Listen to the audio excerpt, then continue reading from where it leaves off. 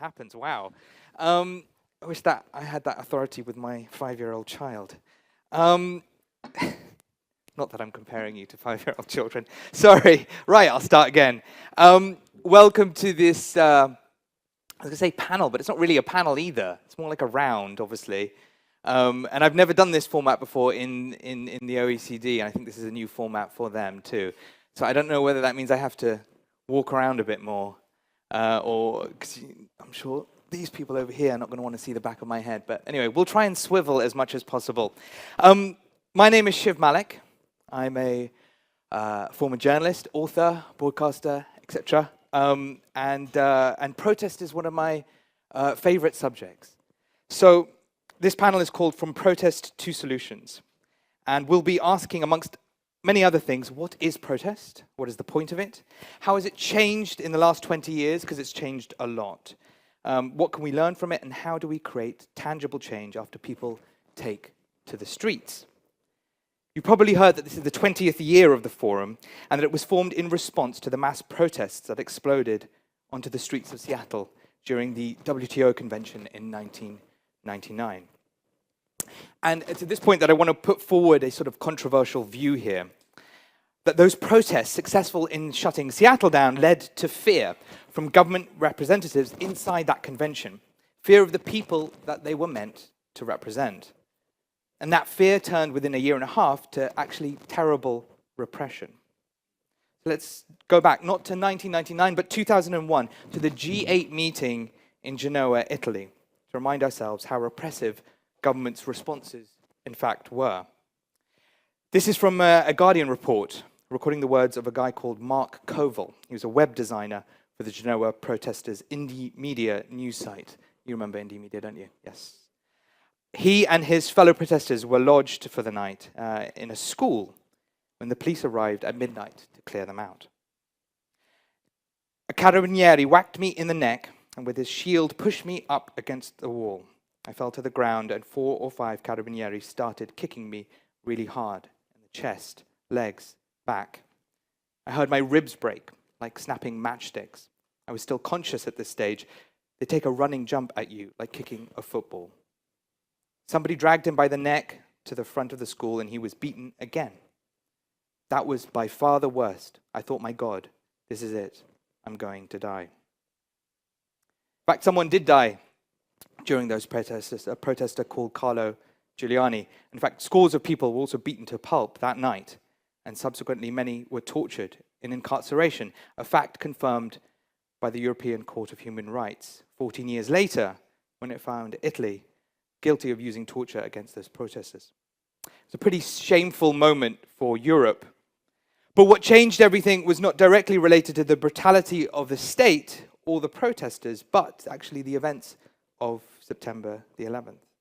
A new dialogue forced itself into the body politic of the West. We'll perhaps talk about that shortly. And yet the resentment against globalization still continues, and now it festers on the right of the political spectrum, revisited in the form of Trump and Steve Bannon, Brexit, the European far right, and the recurrent Gilets jaunes protests, perhaps to name just a few. There have been other resentments too since 1999 which have created huge protests. The Iraq war marches, Occupy Wall Street, the Arab Spring, Me Too, March for Our Lives, the Women's March on Washington, which in fact was the single largest protest in US history, and the umbrella movement in Hong Kong, and most recently, of course, the Gilets jaunes, as I mentioned, and the European youth-led climate marches, and so many more. Even in this digital age, it turns out, people still take to public spaces to express their desire for change. And if the popularity of a protest is a way to judge public sentiment, is it wise for governments to ignore big protest movements? Or to ask that question another way, should democratic governments be held to ransom by, well, let's put it this way, well-organized mobs? To answer these questions and more, we have with us a wonderful panel. Kathy Feingold, the director of the International Department of the AFL-CIO in the United States. It's the biggest labor organization. Anuna de Van der Heyden, the co-founder of Youth for Climate. Micah M. White, he's the co-creator of Occupy Wall Street and the author of The End of Protest, a new playbook for revolution. Wait, hang on. Here we go. Obligatory book promotion for Micah over there. But before I turn to the panelists, I thought I'd say a quick thing about the format. I like to be interactive, and this is a 90-minute session. So I'm going to spend the next 30 minutes just chatting with the panel. Then we're going to go to a first round of audience questions. It'll be brief, 5-10 minutes, but basically I'm here to just kind of get you warmed up. Then we'll come back to the panel for a 20-minute discussion, 25 minutes, and then we'll be back out to the audience for some more questions. So constantly back and forth. You know, it isn't just about us sitting here. It's very much about you. This is why we have this very circular format. It's quite exposing as well, right? There's nowhere to hide if you're sitting in the middle. First, I want to ask you guys a question. Before we start chatting between us. Oh, by the way, also, if you're going to ask questions, you can use the app, which is called Bcast. I'm not going to give the instructions on how to use that because I don't have them up here at the moment, but usually the instructions are either up there or under your seat somewhere. Are they on the seat? No, not on the seat? They're just up there. They're on the screen. There you go. Also, if you're going to tweet, please use the hashtag OECD Forum.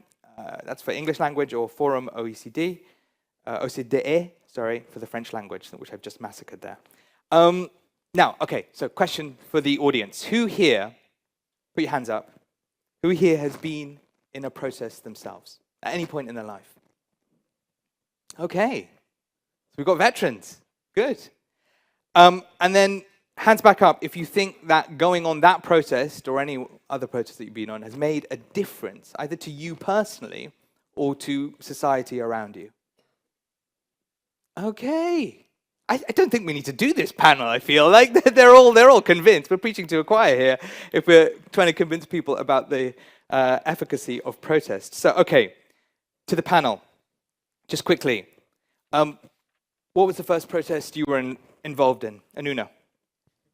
I've been in a lot of protests since my parents are two activists, but I think the first one I really remember was when Donald Trump came to Belgium and we went on the street with thousands of people to make it clear that he knew that he was really not welcome. Okay. Micah? I have been an activist my entire life. That's all I've ever done. So I started organizing protests and campaigns when I was 13. So the very first thing I did is I refused to stand for the Pledge of Allegiance, which is a kind of mandatory pledge before class begins in public schools in America. Why did you refuse to do that? You know, when you're 13, honestly, the reasons are never quite as rational as you know, at my age, looking back, I can give you eloquent reasons, but, you know, disobedience, dissatisfaction with how I didn't feel like I fit in. And then the words of the Pledge of Allegiance give a very glorified story of, you know, liberty and equality for all and all this kind of stuff. So, but rebellious spirit. Innate. Good. Kathy? I was a student activist protesting U.S. involvement in the wars in Central America, the interventions. What year? The 80s. In the 80s, okay. Kathy, just sticking with you, let's go back to Seattle in 1999. And yes, as I mentioned, obviously, this forum was formed in part in response to that moment. Can you explain for people here what that history was and what your involvement was in Seattle itself? Well, the AFL-CIO was involved in helping to organize the mass demonstrations in Seattle. It was a really important turning point, and it's what got me involved as a young person looking to a labor movement, asking, is this the place I want to go, from sort of outside institutions to an inside to be able to continue to protest. And so it was the first time that the labor movements came together from around the world and joined hands with other social movements, including there was, you know, in the US we called it the Teamsters, which is one of the US unions, and the Turtles, which became, the people dressed up as turtles to bring attention to environmental issues. And this was the first time that there was this deep questioning amongst lots of social movements that the form of globalization that was happening did not benefit the majority. It was a corporate-driven form of globalization, and it wasn't working for people, and it wasn't working for the environment. And what do you think it sort of achieved? I think because it wasn't just Seattle; it was the battle for Seattle. So, what do you think the protesters actually achieved Not what they wanted to achieve, but what do you think it actually achieved? Oh, I think it was an incredibly important protest. You know, I think up until that point, people sort of saw globalization like the weather, like it was something we couldn't control. You know, it was just sort of happening to us. Everything was global, you know, from food to the way we were doing trading and supply chains, and the fact that we were shifting major production from our auto industry in Detroit all around the world. Like, this was just like the weather.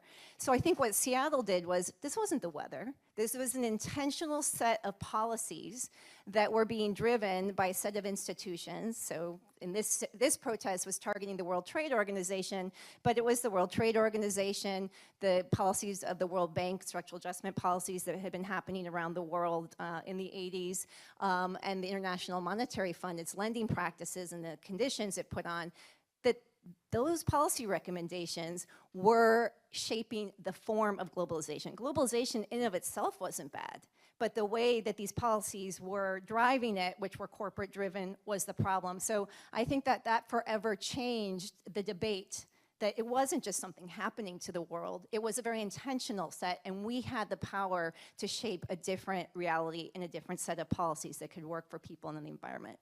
And what was the response inside the forum? I don't know if there's someone here who was inside that WTO meeting.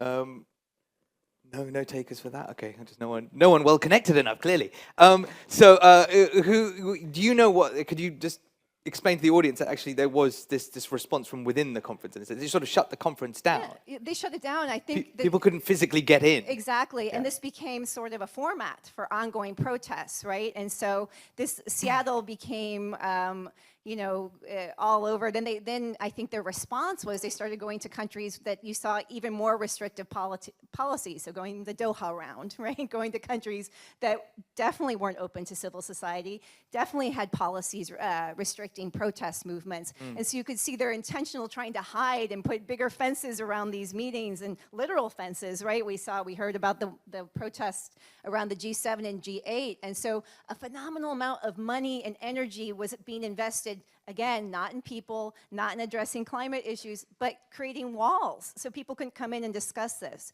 So going back Glen Eagles was another sort of moment, right? This middle of Scotland in the middle of nowhere, turned into a fortress. Absolutely. Genoa had famously sort of missiles to stop from, sort of defend from whomever, and et cetera, et cetera. So these big, Canada, huge police, every country policing became moments, a fortress. And so I think Seattle is a turning point, saying that these policies must be shaped by the people who are going to be impacted by them, and people have stakes. And the more they tried to create a fortress and that it was just going to be the few elite that were going to make these decisions, the more protests and the more resistance and the lack of credibility they had. Micah, you were a little younger. What did Seattle mean for you? Where were you in 1999? Not the whole year, obviously, just that moment. And what did it mean for you? I mean, I was 17 in 1999, and I had been an activist for a while, but I was reading a magazine. My story is I was reading a magazine called Adbusters, and Adbusters has been talking about a social protest that was going to happen in Seattle in 1999.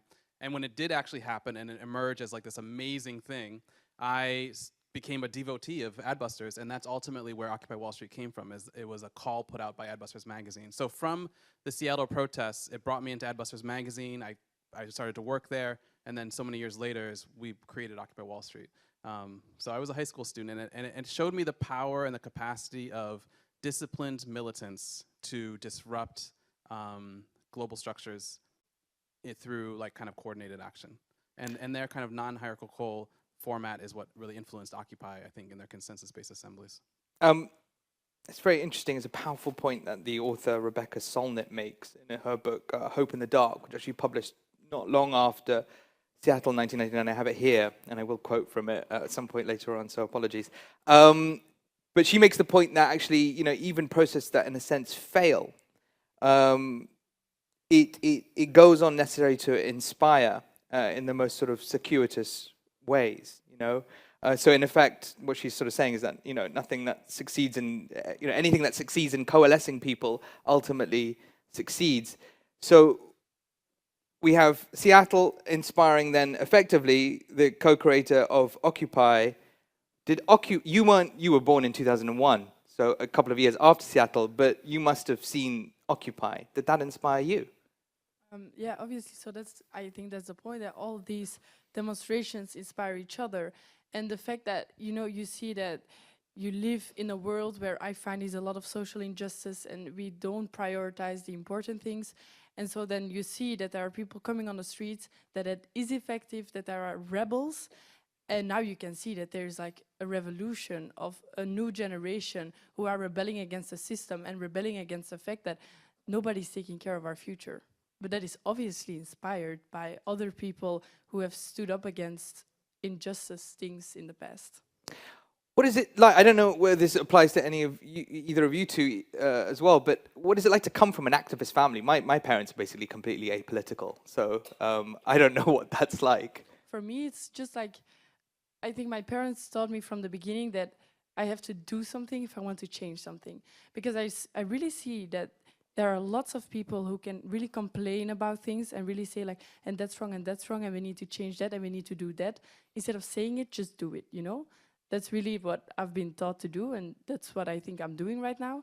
And I think it is very important, because activists really do make a change.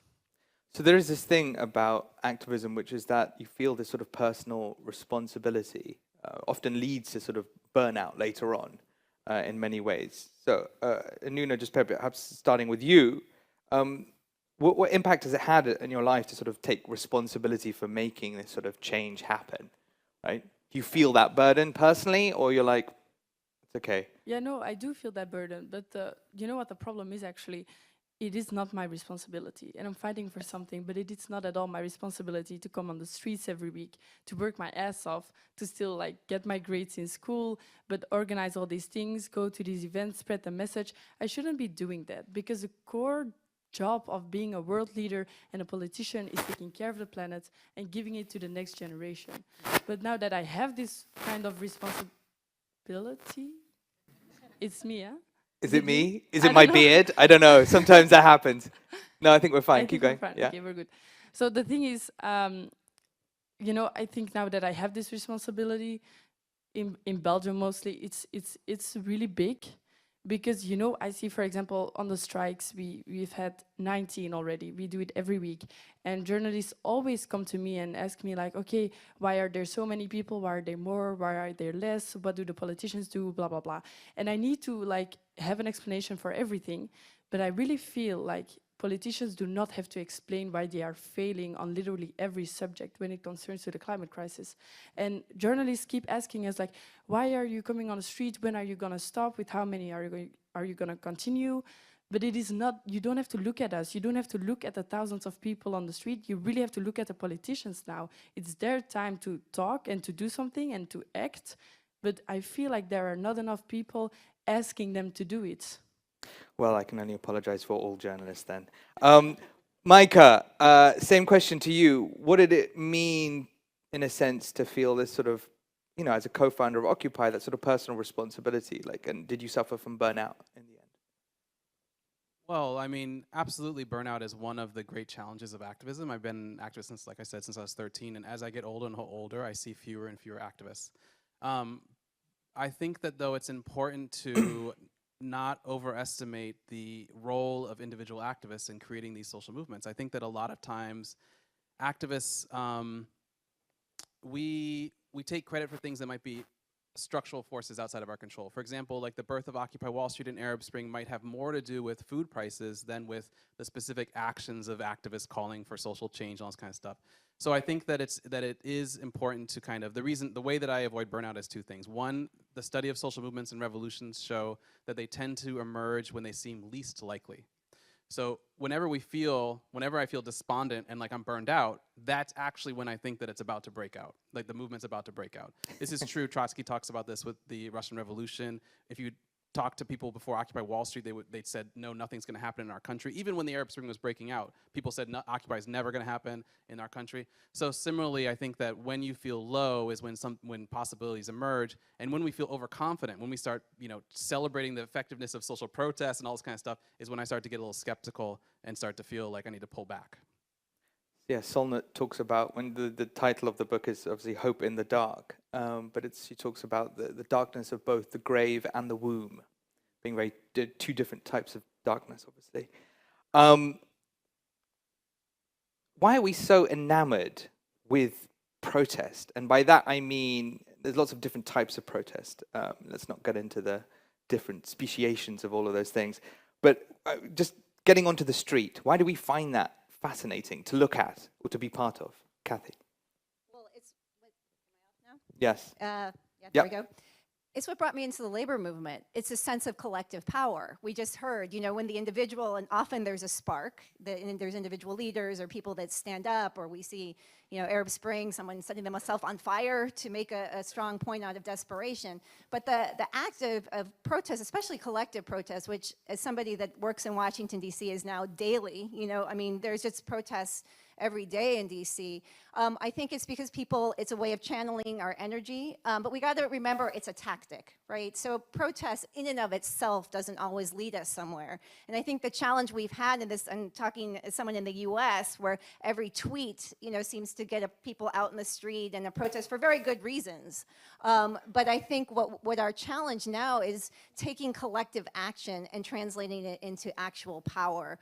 In the labor movement, it could be collective bargaining, so that you have power vis-a-vis an employer, so that workers are able to shape the imbalance of power between workers and corporations. So I think protest brings us all together. It's a way of channeling frustration, anger, and actually showing our leaders that they need to be responsive to us, right? Because sadly, I don't think many of them see their jobs as being responsive, so we remind them. We sit in front of them and say, you need to respond to the majority.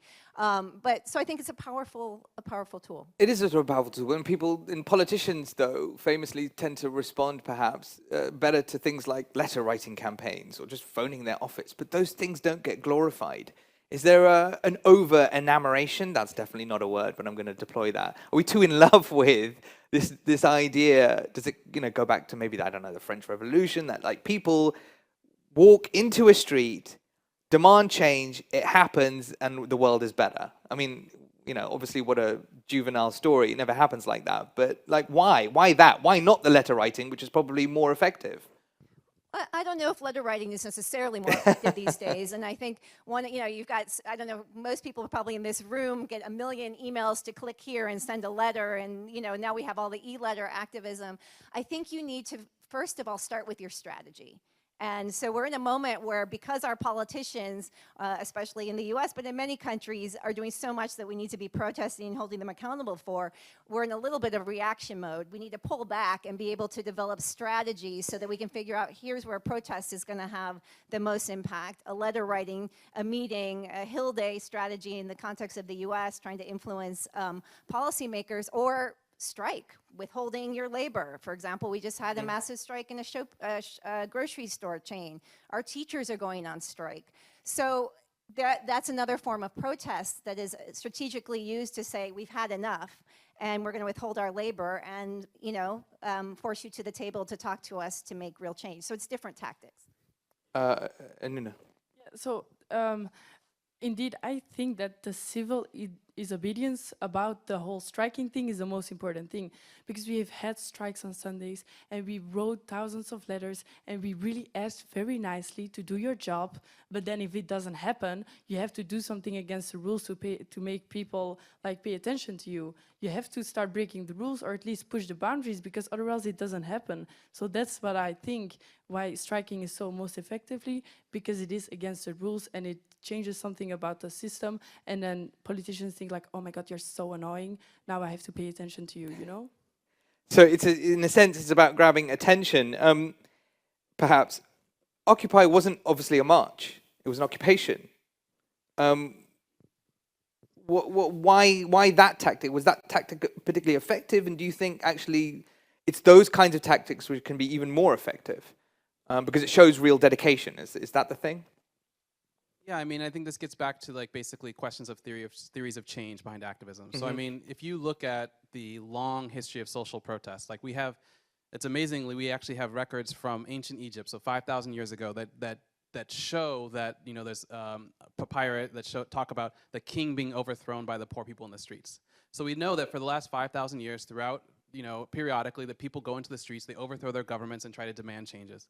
But I think that if we look at the trajectory of social protest, how it's changed is that just definitely since the 20th century, social protest has stopped being about basically overthrowing the government and trying to replace it, and it started to be either try to influence the government that's in power, or even now, today, to become some sort of form of marketing and social marketing and trying to change the discourse and spread awareness and all this kind of stuff.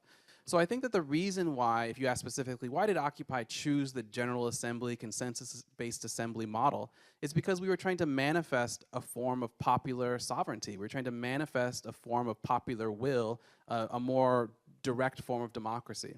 And I think that ultimately that's what social protests are trying to do. Social protests are trying to assert a kind of people power, but specifically getting back to this question of the social contract, really like a popular will, or like Rousseau's concept of, the will of the people and all this kind of stuff. And that has been, at least the democratic myth, is that our governments are based on the consent of the governed. And that's what I think social movements have been trying to do, is demonstrate, well, you don't have our consent. And that's where things are breaking down. Just to go back, was it a deliberate tactic to say, you know what, we're going to just stay here, right? Stay on this spot right here? Yeah, the Occupy specifically was the merging of two social movements. It was the merging of the Tahrir Square uprising, where the people went into Egypt and they said, we will not leave until Mubarak goes, and he did go.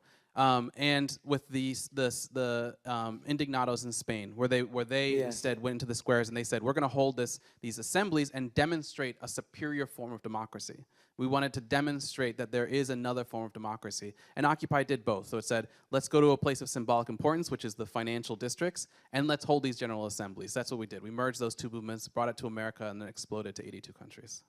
You mentioned that difference and it really stemmed from the left, from a rejection of kind of the activism of the 60s and 70s. And actually, Seattle was another moment where that change was really evident.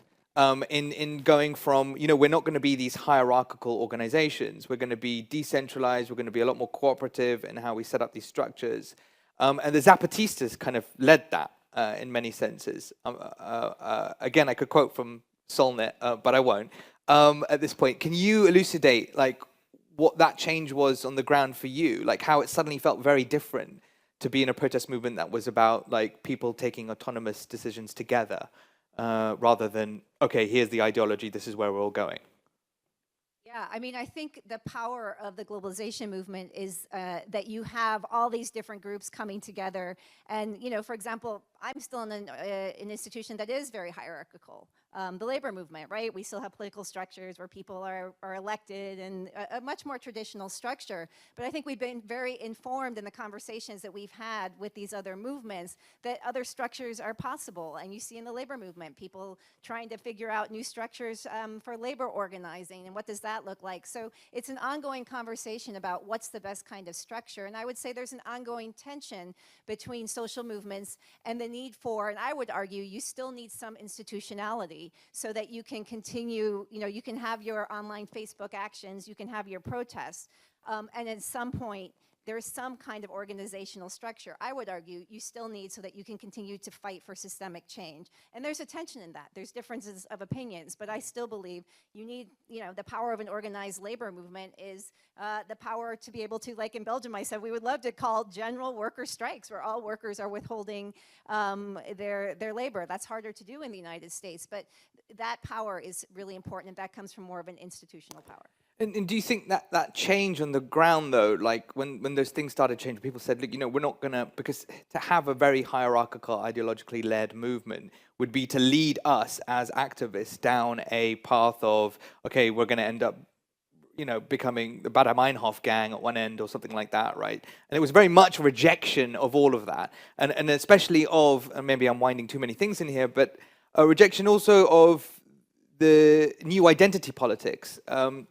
And said, hang on, look, there are other people in these movements that need to be recognized and noticed, namely, first off, women, that weren't being recognized in the 60s and 70s. And so, just tease out again what it was to suddenly say, okay, look, we can all have these different identities. You could have José Bové, the Zapatistas, all these people from around the world, and we're going to take decisions differently. Do you think it really marked a marking point, or no? Absolutely. I mean, I think the global justice movement has played around with different forms. I would argue today that's still in flux. I mean, the Occupy movement did express one model. And I think that the real question is knowing within our structures when to step up and step back. You've seen that in some of the climate discussions, who's speaking for whom in those discussions, how does the labor movement come and be supportive but not take over. I think all of that is how are we organizing our power sharing in these conversations is what gets shaped. I think Seattle was a moment, how do we as various organizations, big, small, some with different forms of power structures, how do we share that power to get to our ultimate goal? And Nuna, how do you take decisions in your group? In the Belgian chapter? Is that what you call yourself? What do you even call yourself? You for Climate Belgium, I guess. Okay. So the thing is, I started it on my own, which means in the beginning I was just like, okay, I'm gonna go to Brussels and we'll see, you know. But then there were some very like active and passionate other teenagers that were like, okay, we're gonna help you. And right now we have like this kind of organization with like 7 people in the core group and a lot of local groups, because Belgium is small, but we still have cities, you know? So there are like different I think I've been to them all. Yeah, exactly. All 3 of them. Exactly. So there are like different movements in the different cities, and we have the core group called Belgium National, and the core group sees all these different communities every week to discuss what their point of view is. But at the end of the day, it's what you say in the media, you know? So, I mean, I need to know everything that's happening, because I need to say everything in the media. I need to say like where are we, what are we gonna do and stuff. So we had some argues about that, because I'm sometimes a little bit too passionate, and then Okay. So there's personality differences for sure. How did Occupy famously, I would say, popularized the notion of consensus-based decision-making? I'm not going to ask you to give us a full lesson. We don't have time. But can you just run through maybe a few hand actions? Just explain to people what that means. And the famous call and response. Yeah, I mean, so social movements are emerged out of the combination of like a new tactic and like a willing historical moment, and also like a contagious mood. So Occupy had a whole series of rituals that we did that were... Were they rituals? Rituals almost sound like... Go on, I'll let you finish, sorry. Well, no, I think that they were rituals, because I mean the thing about the social movement that's interesting is, you know, when we created Occupy Wall Street, I was working at a magazine called Adbusters, and Adbusters is based in Vancouver, Canada. It's not even an American magazine, and I was living in Berkeley, California, not even on the East Coast. And the movement was taken up by people in New York City who I had never met and never heard of, and they came along with their own baggage. They had ideas like, don't make demands. So when we actually put out the call for Occupy, we actually said, let's get in the assembly and come up with a demand. And then the people in New York were like, well, we believe in prefigurative anarchism. We don't believe in demands. And so the rituals, the reason why I call them rituals is because in New York, we had a whole series of things, like there was twinkle fingers to show us, you know, that you agreed with something. You put your fingers down to show you disagreed with something. You know, we had the people's mic, which is that you would basically chant what someone was saying in order to broadcast it without, you know, microphones to larger audiences. But when those rituals translated to other environments, so you would say, we say, "Hello, everyone," and everyone in the room would go, "Yeah, yeah, you're terrible," but you get the idea. They say, well, we started by saying, "Mic check," and then everyone says, "Mic check," and then whoever said "mic check" gets to be listened to. And that was an amazing and powerful experience, because part of what social movements do is, you know, the theme of this conference is emotion, and part of what Occupy did is that it was a tremendous sense of belonging to sit in a space and chant each other's words, right? So I think that then those things, you know, we would see those behaviors repeated without a consciousness about why they were being done in other environments. So it became self-destructive. I mean, I think the thing about social movements is that it's very hard for them to change. So even when Occupy started to fail, we weren't able to actually change the tactics of the movement, which is something that I think all social movements subsequent to Occupy have also had trouble with. Do you think Occupy failed? In the sense of the Rebecca Solnit sense of the word. Look, there's someone here who was inspired by what you did, and she's still going, and there's thousands of kids on the street still going. Look, it has to do with the definition of success. The definition of success for an activist in 1917 was my movement overthrew the government and we are the ones in power, right? Now the definition of success has become I'm at a conference of powerful elites and they are using my words, right? And I'm glad that you're using my words, but that's not success. Occupy's not in power. The 99%'s not in power. I have, and similarly, I think that there's a real danger in, we have to ask, why are activists even being brought to this community of elites? Why are we being listened to? What is it that we're providing the elites? So I think that, yes, Occupy was a constructive failure. It didn't, obviously it created a new generation of activists. It did lots of positive things. But does the 99% have more power today than we did when Occupy started? No. Absolutely not. Did Occupy, even the Arab Spring, all of these movements, did Occupy manage to overthrow the power of money in our democracies? No. So there's positive things that came out of it, but to call that a success is to degrade the meaning of activism to a point where it becomes social marketing. And social marketing has its role, but we need that old kind of activism where literally it meant this movement's going to take power away from the people who have power. I disagree with you. We're going to come to that later on. And you know why I disagree with you, because I think you know that inspiration ended up with a whole lot of change that's going on now in the sort of digital sphere. Just in case people are feeling depressed. At this point in the middle of the talk. We're going to come out to questions shortly to the audience. Can we answer maybe that question I raised at the beginning? Why should governments, democratically elected governments, let's just caveat that, be held to ransom by well-organized mobs? I wouldn't say they're being held ransom at all. I think a healthy democracy means you have a robust civil society. The canary in the coal mine, I like to say, so go unions, so go the rest of civil society. You've seen this in Brazil, you see this in the United States, you see this around the world.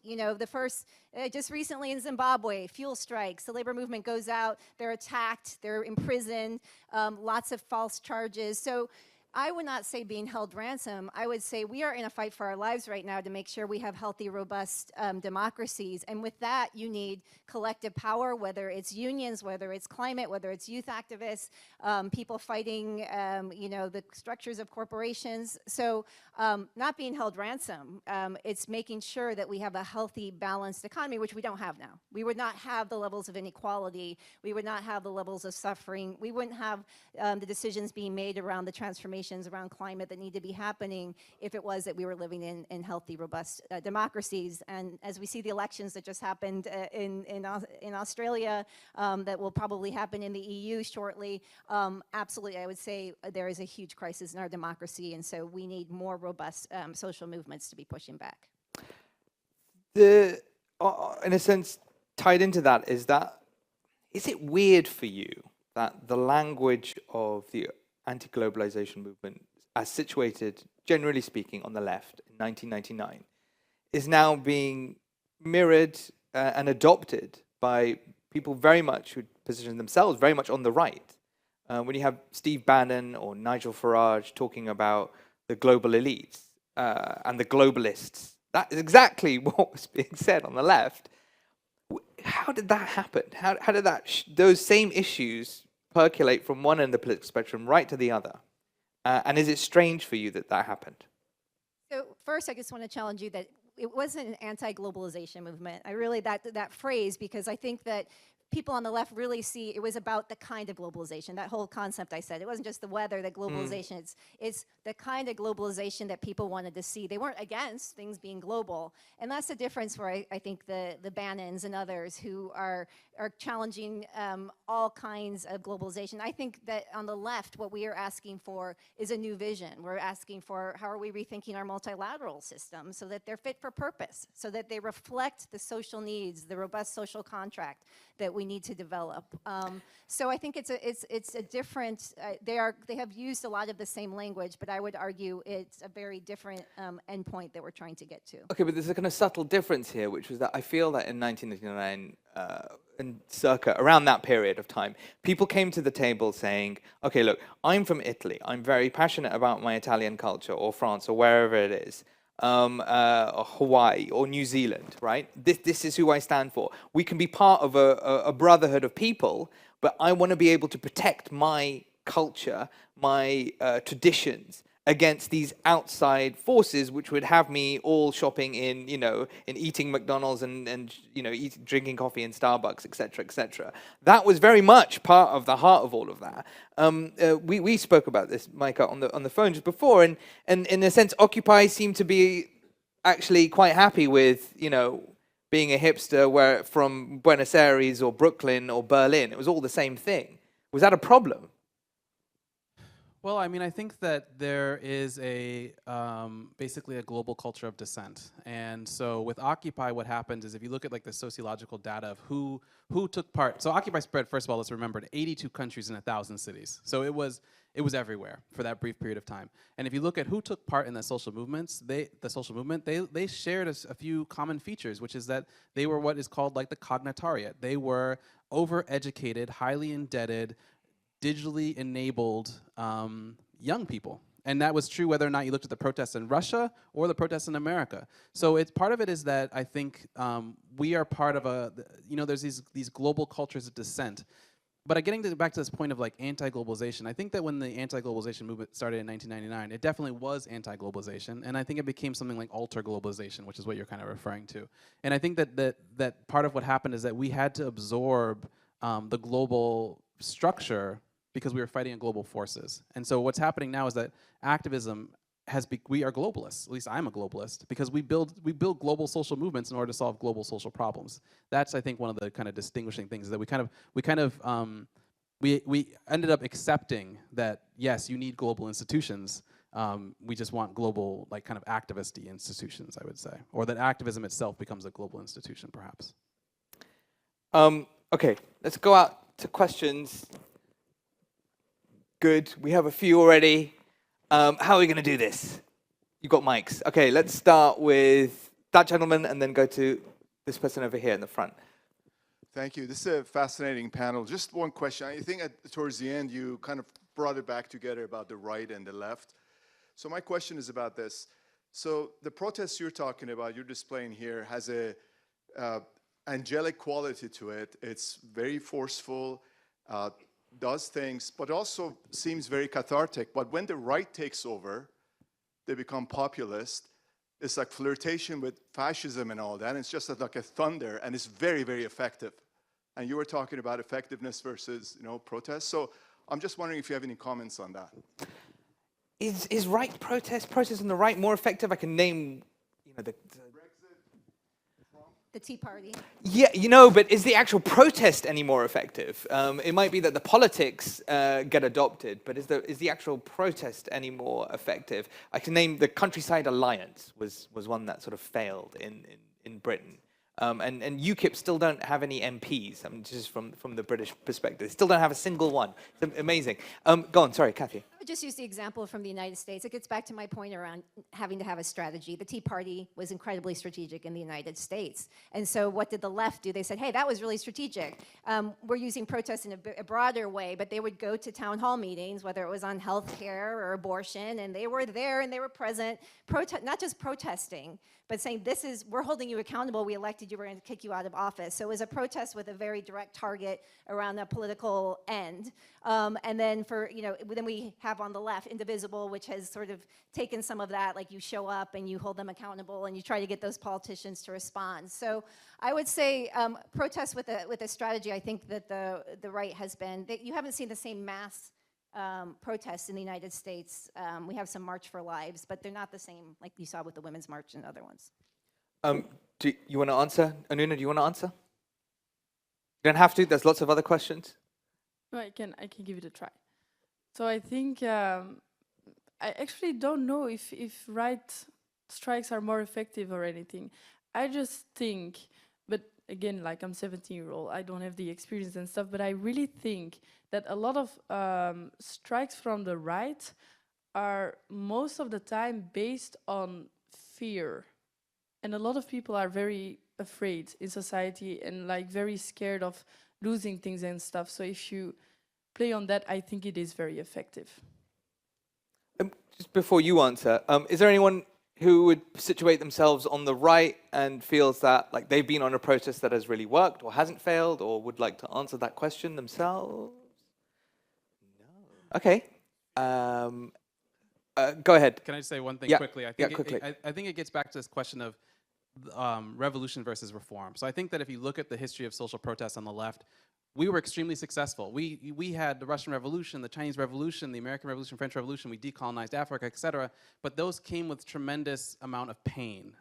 We had the gulags and stuff. Like it's very basically there was a kind of a disavowal of revolution among the left after we saw what the consequences of revolution were. So I think the left has tended towards reform. And on the right, I think it's a different experience. I think the reason why you're saying that they're more effective, quote unquote, is because they've gone for power, and through electoral means and otherwise. They've literally gone for power. Whereas if you look at what the left was doing after the failure of Occupy Wall Street, it was we just doubled down on street protests. We had Black Lives Matter. We just had endless street protests. Very, very, very little attempts at actually gaining power. I think the left is afraid of power in a certain sense. And I'm talking about the radical left, not the elite left, which I think the elite left really wants to hold on to its power and is scared of losing its power. But I'm talking about the capacity of social movements. I mean, point to a leftist... Why are they afraid of gaining power? Because look what happens. Like, even if you point at the glorious, like, the French Revolution, the French revolutionaries put people onto barges, had mass, kangaroo courts, and then drowned them in mass. Like, all of the leftist revolutions, if you look at what happened, was horrible. And I think that this gets back... Can we say that was a long time ago at this point? No, I think that's deep in our DNA, which is that I think that we're still afraid to open that can of worms. I think that we're not like this. In the opening panel, someone asked, what's the pain we're willing to take? And I think the left is not willing to say, look, I'm going to have a revolution knowing that horrible things are going to happen because it's somehow necessary. That's the thing is, I think that the Russian revolutionaries, the Chinese revolutionaries, they understood that horrible things happen in revolutions, but it was necessary. And I think the left is very scared of saying, I'm going to take power and institute my popular will, because look at the consequences. Person over here, yes. Well, Do you want to say where you're from? Oh, yeah, sure. You don't have to. I'm Joanna Bryson. I'm from the University of Bath and in the UK. I want to talk about something that so far only one person's mentioned at all, which is one of the two words, which is structure. So in the UK, we had the government tried to take away the retirement funding from academics, and we had I think it was the longest strike in the history of the UK. Now imagine this. So when was this? This is last year. Okay. Students were, they had their classes taken away from them for weeks, right? But everyone could see that this was blatantly false. We were able to show mathematically that there was no reason to say that we couldn't, our retirement fund wasn't solvent and everything. It was completely an effort of the government to rake in money to solve the British government problems. So the point was, this was a massive protest that had a huge amount of disruption, and all we achieved was the reversing of a policy back to where we were. And yes, you think about the Russian Revolution, and Stalin killed more people than Hitler, right? You think about the Egyptian, the Arab Spring, isn't it wonderful? No, Mubarak is gone, but they killed more protesters than they'd ever killed before, just like a year later. And nobody talks about that. We all talk about, isn't it wonderful? Twitter took this stuff down. It seems to me that an awful lot of the protests, you say, oh, politicians do your jobs, but their jobs are harder, right? When they can't figure out what's happening next. So a lot of the protest is about stripping away the structure by which someone could have achieved something. And there's not enough mechanisms to go from this. And yes, there's things, I've also protested in the streets about, Trump and about Brexit and, various things. But there's not enough going into building back up the alternative structures. If we can show that one solution is better than the other, then that's great. But if no one is creating the new solutions, then we're only destroying things. And then, yes, indeed, the right becomes into power because they tend to be single leaders or whatever, simple, no structure. So you've got some responses here. Let's not necessarily all get into a left versus right thing, and that's probably, in fact, that is my fault. I'll take responsibility for starting that, framing it that way. But just in terms of when you say structures, just very briefly, what do you mean by structures? Because that's quite an indefinite word. I mean institutions with which we do things like make sure that there's redistribution. One of the things that causes war is massive levels of inequality, so individuals can do random things, right? All right. So Okay. that takes a lot of governance, and that's a lot of structure. Thank you. Anuna, do you want to respond first, and then Kathy? Yeah, so about the alternative thing, the point is that, for example, in Belgium, we see that politicians are clearly lost. Do I have to stop talking? No, keep going. Okay. I'm just So we see signaling that to the audience, politicians- sorry. sorry. So we see that politicians are clearly lost concerning the climate change issue. And so we made up an expert panel of 150 experts sitting down together, but it were like environmentalists, but they were also writers, experts, economics. And they sat down together and they made up a climate action plan to directly implement into the Belgian policy. So it's really like we have the targets from the Paris Agreement and the tools to get there. So we are shouting on the streets, saying that they should do their job. And what is that? They should have brought the expert panel together. I shouldn't have done that. I literally did that. I'm 17 years old. I shouldn't have brought 150 experts together. That was the only demand we had. You have to listen to the experts again. So I think, for example, for our strikes, we do offer an alternative, but I think many other strikes also do offer alternatives. I don't think that there are so many strikes where we just like point out the problem instead of saying how we could do it differently. You can applaud. You can applaud. You're allowed to applaud. If you want to applaud. I agree, and I think, structures and social movements constantly need to be saying that are our structures what we need to be fit for purpose. Or I want to give one example because people have brought up the Arab Spring a couple times to say, sort of Egypt versus Tunisia. Can I look? I guess I'm supposed to keep looking this way. Sorry to have my back to everybody. And I just really quickly, so the biggest democratic structure in Tunisia is the labor movement, the UGTT. And they originally, in order to survive, supported Ben Ali, the dictator, right? That's how you had big public sector, and there were lots of jobs then. And there was a critical point during the Arab Spring where the UGTT had to say, which side are you on? I mean, that's the famous labor question, right? And they decided that because their membership, workers were setting themselves on fire and workers were protesting from the grassroots, they had to listen to their base and their membership. And that is what swung it. And they challenged Ben Ali, and the rest is history. They won the Nobel Peace Prize with the business and human rights community. I bring this up because today, Tunisia, because of the reforms that the labor movement with allies has done to the constitution, they continue to be, that sort of important movement in civil society in Tunisia that has kept some of these reforms going. And if you look at the other countries, you didn't have that structure in Egypt. You have a government-dominated union structure. Almost the entire Middle East and North Africa had mostly government-dominated union structures that were unable to make that shift. And so that's why you've seen a lot of the struggles. And as I go back to my point, so go labor movements, so go a lot of civil society and social movements. So that comparison, I think, is important around structures. And the UGTT had to change. It couldn't say we're the same UGTT during Ben Ali as we are today. They're constantly women in power, questioning different religions, part of their structure. So they're proud of that, and they talk about that. One more question. We're going to have more audience questions afterwards, so don't worry, there will be more time. There's a gentleman over here. Go ahead. I hope you can hear me. I have a bit of laryngitis, but I was thinking about what the gentleman narrator said about how there has been this shift in vocabulary from left to right, and in the beginning regarding trade and international commerce.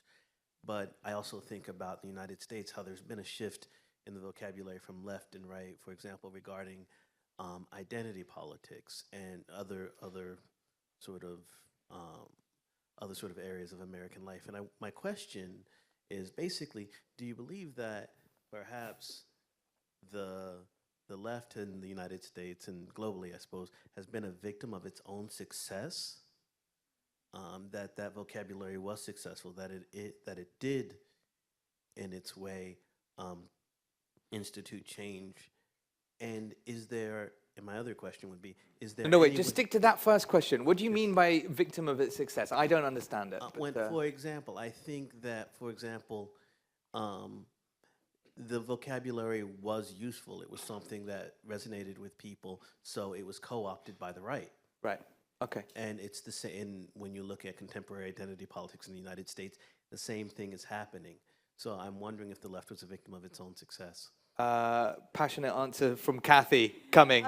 No, I mean, I don't think we were successful. If we were successful, we would not have the levels of inequality that we have now. We have, people keep asking me whenever I travel, well, so Trump's creating jobs. You guys have record job numbers. I keep getting that. I'm like, we have record inequality. What kind of jobs are being created? If you look at where the growth is happening, it's happening at the top. It's not happening. You've got some ordinances that are pushing up the bottom. But so my point is, I don't think that maybe in narratives, but in actual systemic change, I would argue that we have not been as successful as we would like. No, but stealing the words is important, right? If it turns out that the words can be stolen, remodified, and brought out onto the street or wherever, or into rallies, and you can hear Trump saying, we've got to rail against these global elites, right? Or we've got to make sure that people have jobs, or we've got to make sure that trade conditions are fair, right? You don't hear the left in America talking about that, do you? So, I mean, I would just say You that, did, yeah, but not I anymore. would say that you could see overlaps of narratives, especially during the election, where the labor movement would say similar things on trade policy that Trump would co-opt. But then you must look at the details. What are his policies after his narrative? It's been a tax policy that's been horrible for working people in the United States. Sure, but that's the details. We're talking about the words, the language, the stories. Those absolutely. count first, Absolutely, right? yes. But in terms of being successful, I would say. Okay. I'm saying like actually having a social movement that has done the change it wanted to. No, we haven't been successful. Has the narrative been taken so that workers have listened to Trump? Absolutely. But we haven't, I would say that's not because we've been overly successful in shifting the paradigm of corporate power. I guess I would clarify. Okay, we're going to have to rapidly move to part 2. Very quick answer and very quick answer. So just one thing, I'm sorry to say this, but I think that left and right is so old-fashioned. And by coming on the streets every week, thank you. You can applaud if you want. I already took responsibility for doing that. By coming on the streets every week, we demand a system change. And let me just say, left and right is not in the new system. Because there are so many global issues and in the day of today that we have to stop putting them in one of those boxes. I heard this 10 years ago, by the way. I'm sort of a veteran of this conference. Thanks. But it may, you might want to take that high five back when I say this.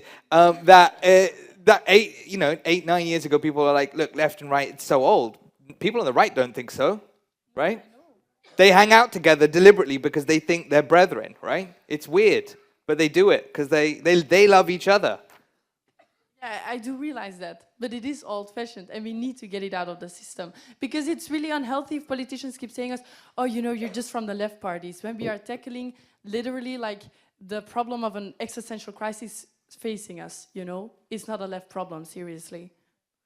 I feel that for impartiality reasons, so now high five everyone. Okay, I'm going to move to part 2. Where I want to start looking at solutions. We've got about 15 minutes, and then we've got another 15 minutes for questions or so. Kathy, tell me about the rest of the world. What's going on that's new? I mean, from a protest basis, not just like everything. Well, I think, again, what's new is we have the rise. I want to look. I just got back from Latin America. I just got back from Bogota. You see Brazil, what was the first thing that Bolsonaro did? He came after the labor movement. He's tried to bankrupt the labor movement. This has had an enormous impact because, as people know, the labor movement there is a social movement made up of the landless people, youth. So goes this labor coalition. That was the first line of attack. Macri's first line was to take the labor ministry in Argentina and get rid of it and put it under the commerce. So you see where a lot of it in Bogota, and I know Colombia is, here coming to the OECD, but some of the commitments it's made on improving labor standards and the violence against human rights defenders, it's increasing. Its latest development plan goes backwards in its commitments. So I think what you see is where, unfortunately, we're in a moment where a certain set of policies are being emboldened. People that make commitments, politicians that make commitments aren't being held accountable in the way that we'd like them to be.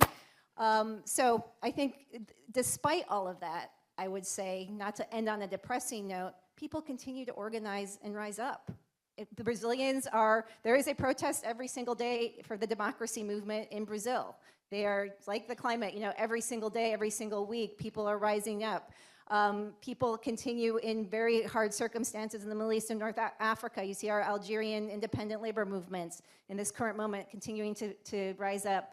I just want to say, you mentioned the umbrella revolution. Incredibly important moment right now as China looks to an extradition law that could have a real impact on freedom of speech, assembly, and association. What it basically says is if your toe is in Hong Kong, whether you're an activist, those that did the umbrella revolution, or you're a business person, you could be brought up on a charge and you're immediately extradited back to mainland China to be tried under that system. These are amazing moments, but despite that, the closing of space around civil society, activists continue to take great risks to keep those spaces open. Here's a thought. Mike, I'm going to turn this to you. All protests are failures, because as soon as they succeed, they're called movements, uprisings or revolutions. Agree with that statement? No, I mean, I don't want to go so far to say that all protests are failures, because I think that there is, like I said, I think that a revolution would be a success, at least temporarily. Well, if they're successful, they get rebranded, is what I'm trying to say, right? Yes. Oh, that's just a protest, right? Right. Oh, it was an uprising, right? Right. Kind of thing. Right. Yeah. Yeah. I mean, maybe. I mean, I think maybe that if they stay within the level of protest, they fail. But I wanna respond to this question of like kind of what's new, because I think that what is new is that I think that governments and elites are starting to understand that their power cannot function without some sort of interaction with social movements, even more so that they might actually need social movements in order to achieve the things that they want to achieve.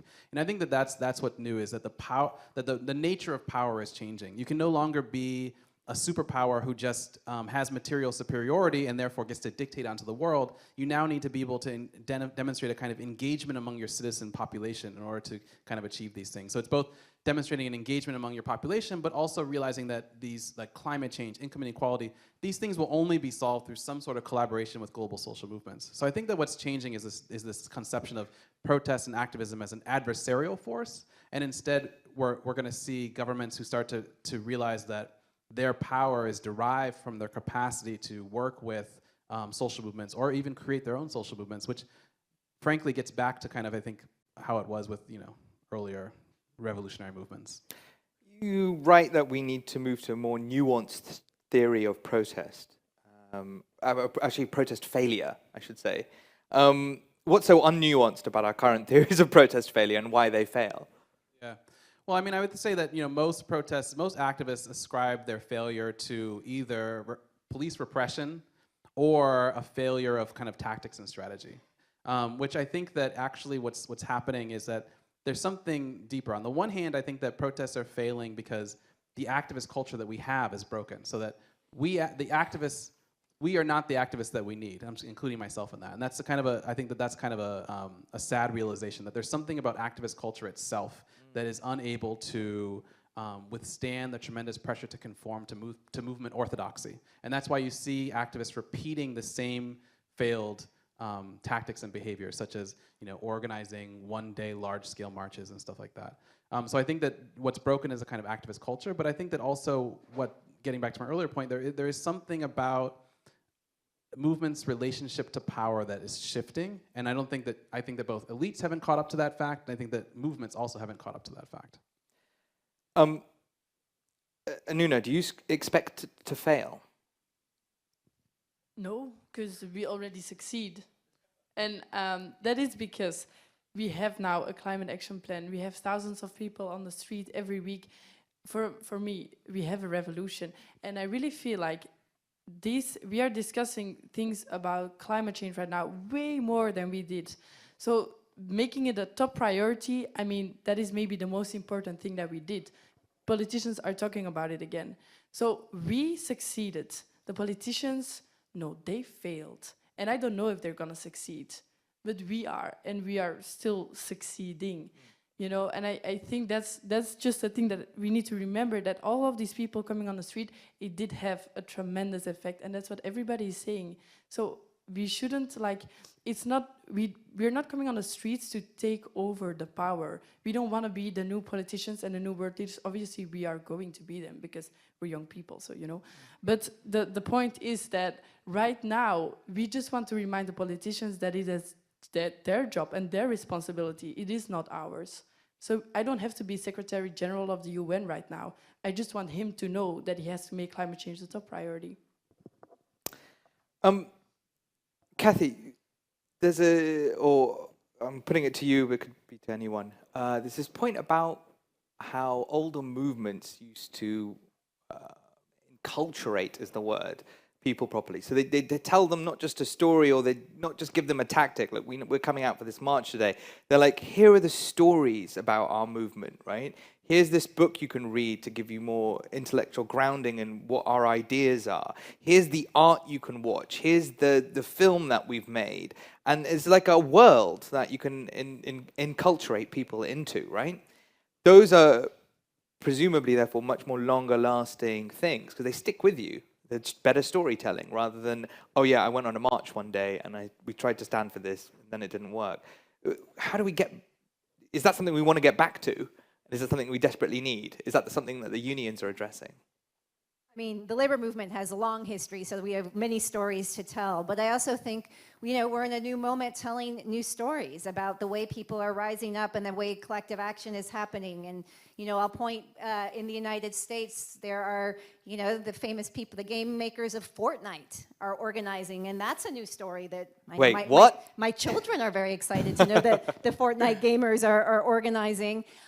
Wait, hang on. Fortnite, if the audience doesn't know, is an incredibly violent assassination game played with multiple players across the world. What are they organizing to do? The makers, the gamers are organizing. They want a union. They want, you know, collective action. They want to improve their workplaces. You know, I think one thing that, so I think storytelling is still really important. I think the stories are changing. I would say that we don't throw out the stories that we've had because they teach us a lot about where we need to go.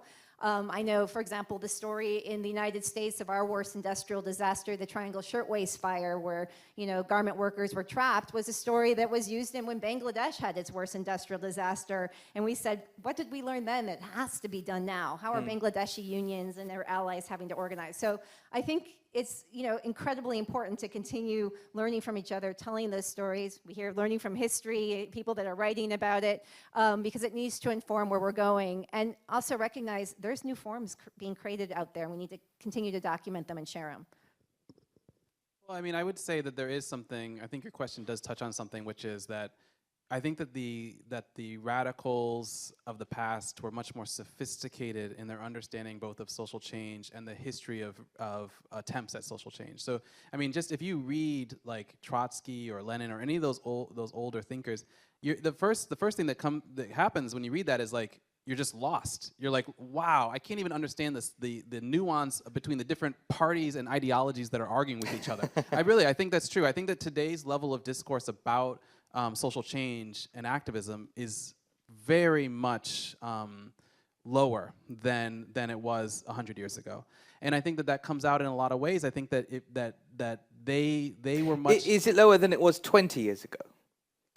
I think that the breakdown happened. I mean, if I were going to put my finger on when the breakdown happened, I think that it started to happen. Like I was saying earlier, around the 60s or 70s, with a kind of disavowal of that history. I think that, you know, there was this kind of movement against.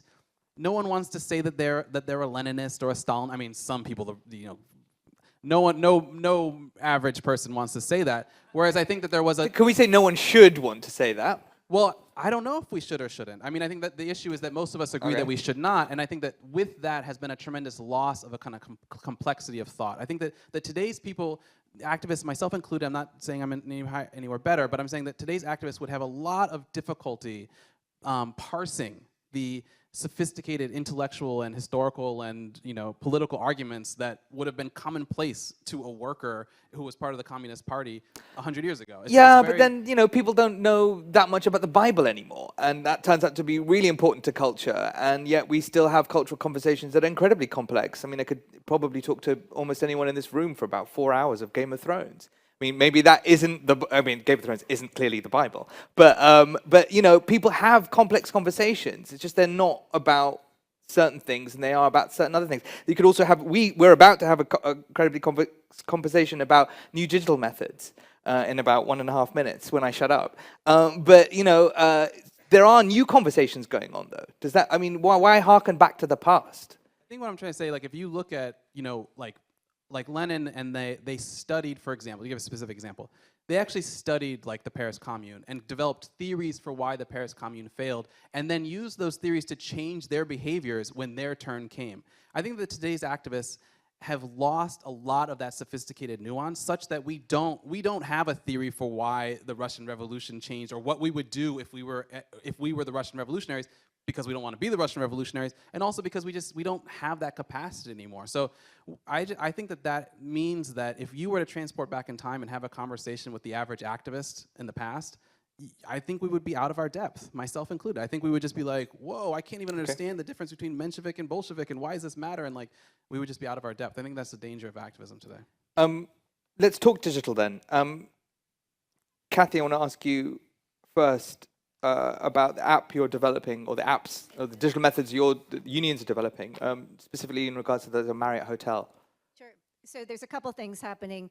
One is, I'll start with the apps. We recognize that there were a lot of apps out there that existed to collect data, and it was not being controlled by workers themselves. It was being controlled by for-profit organizations. And so the AFL-CIO developed a new model called Action Builder, which is an app that workers themselves came around the table, said, what would we need when we're trying to organize unions, talk to our coworkers? And so a model of building technology that is not for profit, that's about actually building power for workers, and is being shaped and developed by workers. So that's one model. The second is, how do we deal, and this is the conversation about work in the future, you asked about Marriott, a new collective bargaining agreement that Marriott just entered into with its union in the United States that says anytime a new technology is being introduced into the workplace, it should not be assumed it's being seen as better. So, greater surveillance, either it's going to be used for greater surveillance of the workers or help the workers reduce their hours. And so they now have a clause that says any new technology needs to be negotiated with the workers and tested by the workers themselves, so that it's integrated in a way that makes sense for working people. So Occupy inspired, and I know this from personal testimonies from lots of people, a whole digital movement, which most people in this room might know cryptocurrencies such as Bitcoin, but there's a thing called Ethereum, and there's thousands of developers working on this. They all were inspired, and it came out of, the history of Bitcoin is itself that something came out of the financial collapse in 2009. And they're creating what could be, let's just call them digital cooperatives, because we could spend a long time talking about the technicalities of it all. Does that stuff excite you? Does it excite you, one, that you inspired some of that, and two, that what they're doing is really inspiring, because it's taking all of this kind of decision-based, consensus-based decision-making processes and making them digital, and so scalable. Does that excite you?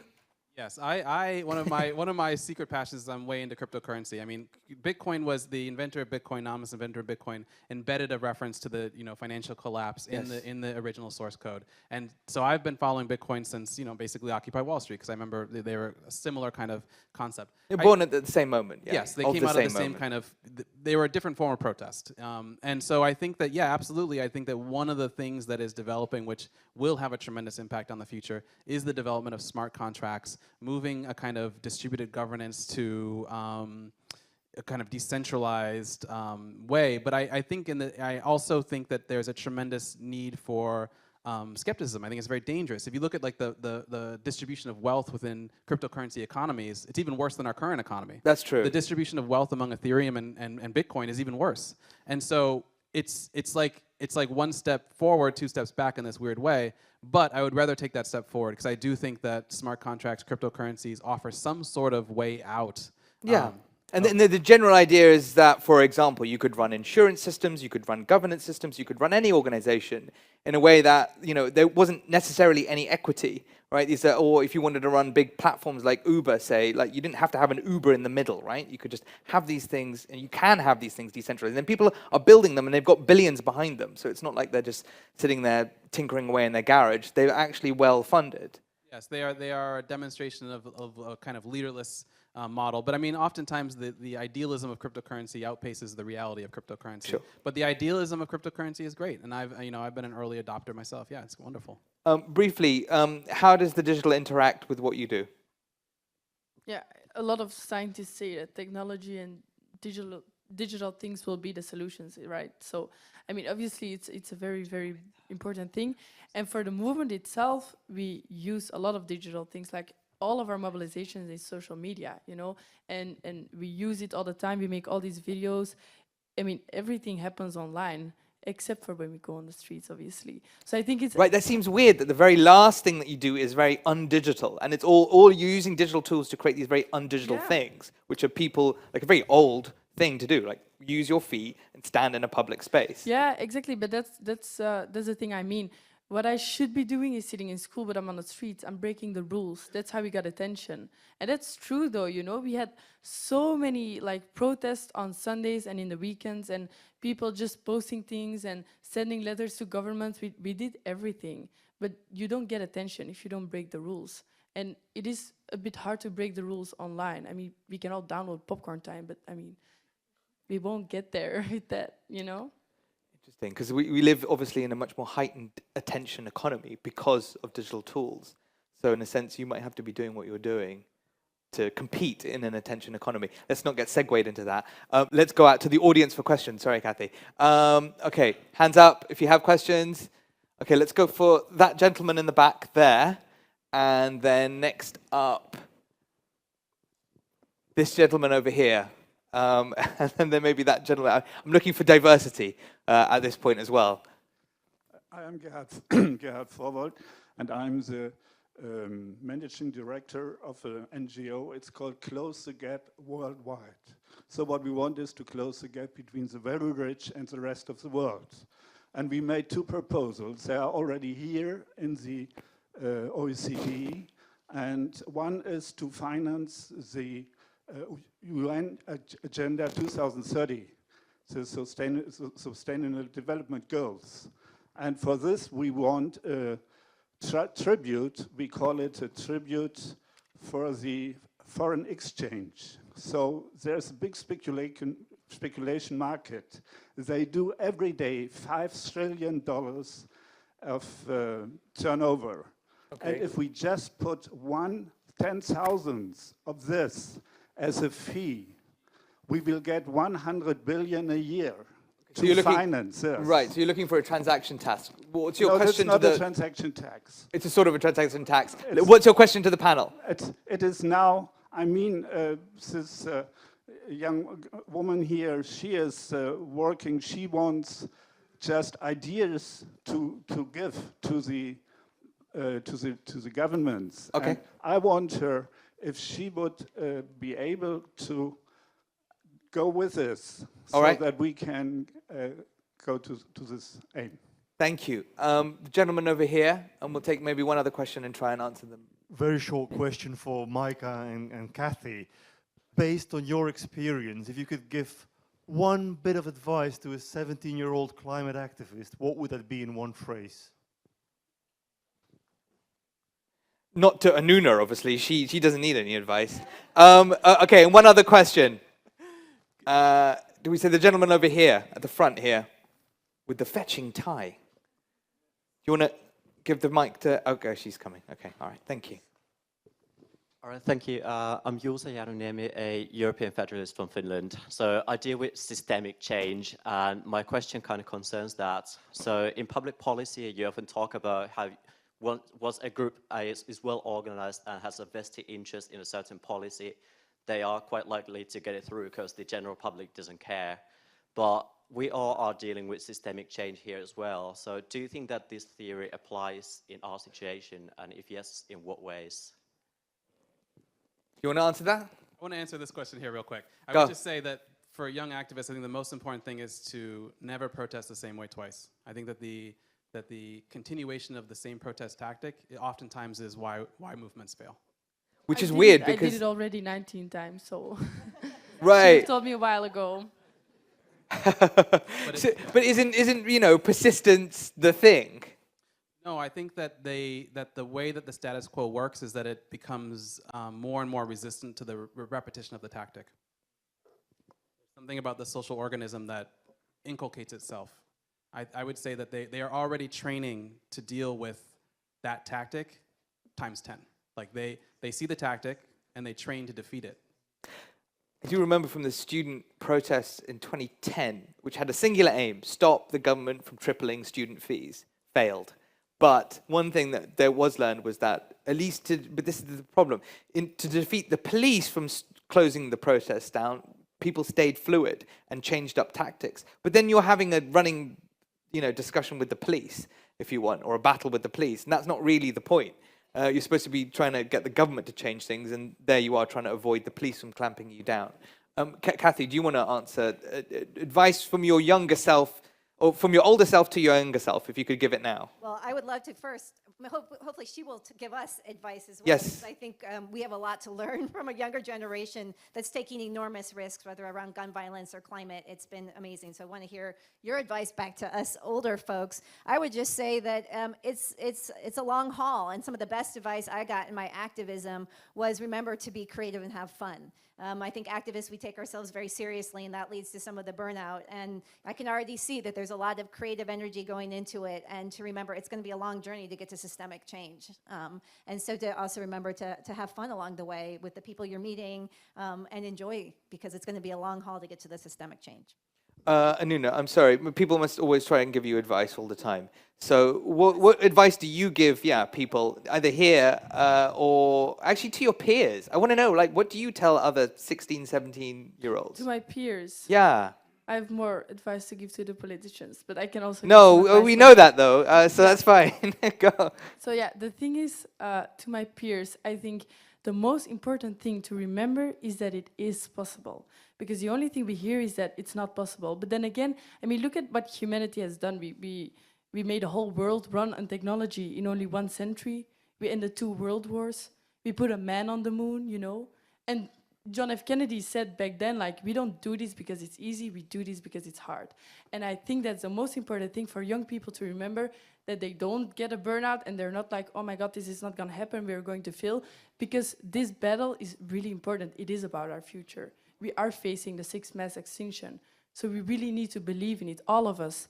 And I really think they do, because thousands of people are coming on the streets because they still believe in their future and they are ready to fight for it. And they have not given up, because with a giving up attitude, we're not gonna get there. And that's poorly enough the attitude I find with very much politicians and adults, because they've been fighting for so long and it's not happening. We've got 5 minutes left. Let's take a couple more questions. Yes, this gentleman over here and this lady over here in the yellow jacket.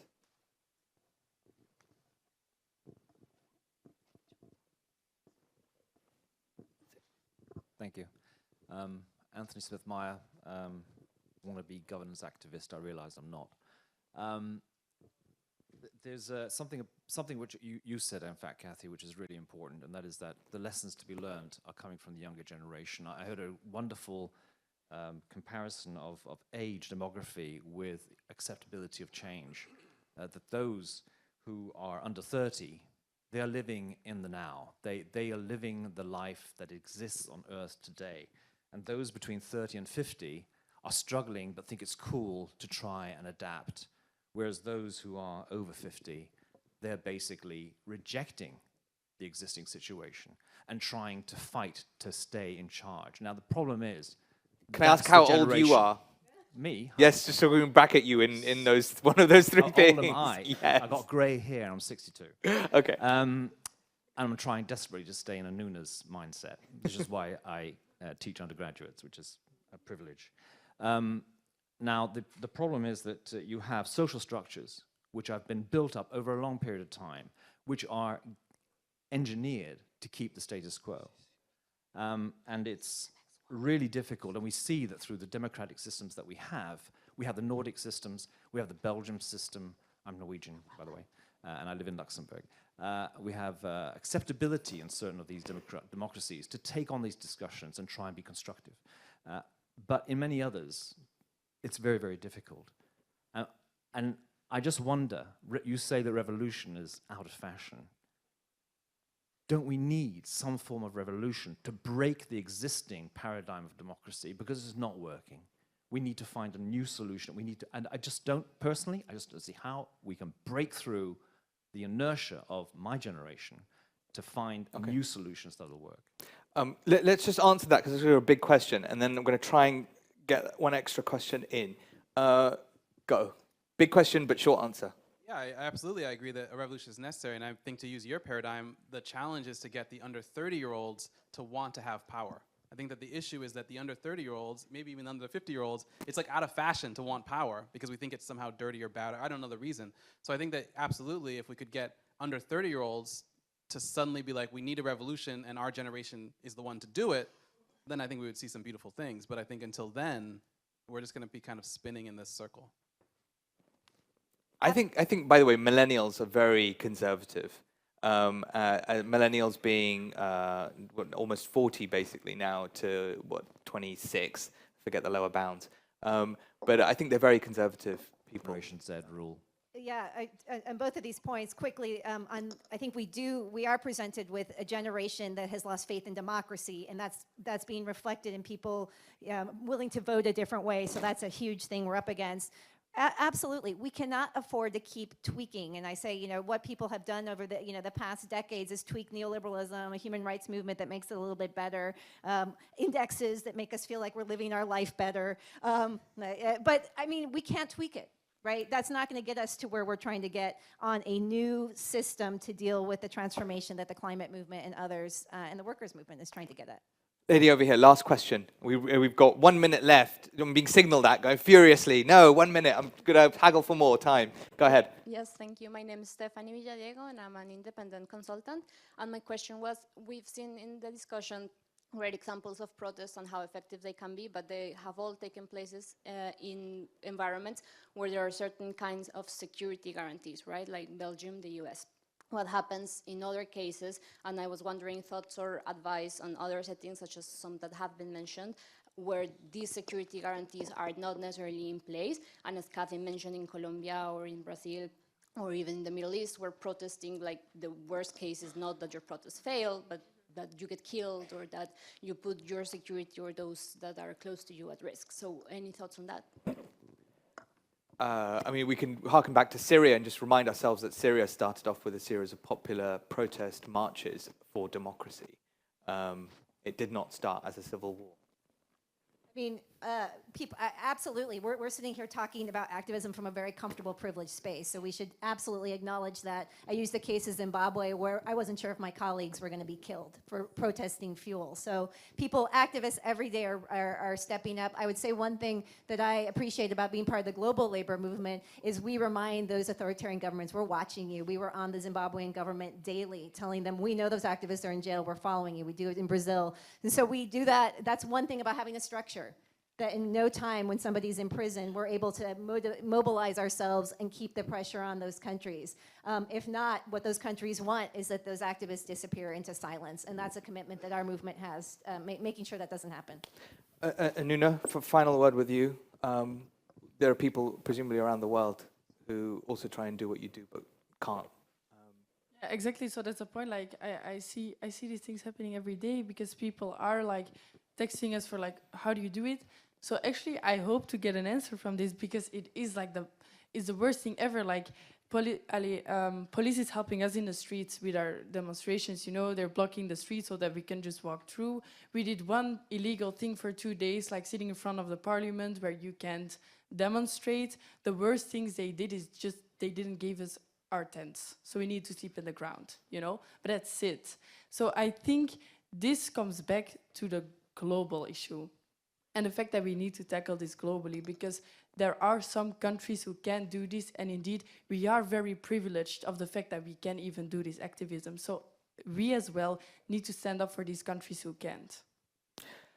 Well, look, time is up, unfortunately. It always goes that way. Thank you very much for being here, for attending, for asking questions, for listening to our panel. It's been a real privilege to chair it. Can we give a round of applause to the three panelists? That was great.